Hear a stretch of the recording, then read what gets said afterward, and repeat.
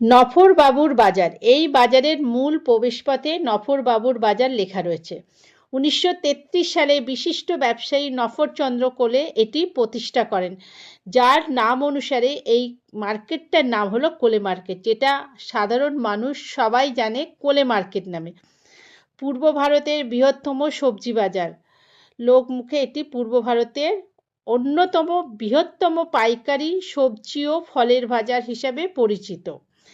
এটা শিয়ালদা স্টেশন থেকে হাঁটা পথেই কোলে মার্কেটে যাওয়া যায়। তাছাড়া বিভিন্ন প্রান্ত থেকে বাসে বা লোকাল ট্রেনে এই মার্কেটে আসা যায়। এখানে মূলত পেঁয়াজ, টমেটো, আলু, শাকসবজি, ফল সমস্ত প্রচুর পরিমাণে সমস্ত সবজি এখানে পাওয়া যায়। আর এটা পাইকারি রেটের মার্কেট। আর 365 দিন 24 ঘন্টা 7 দিনই খোলা থাকে এই মার্কেটটা। তাই দিন রাত বলে কিছু নেই, 365 দিনই খোলা এই মার্কেট।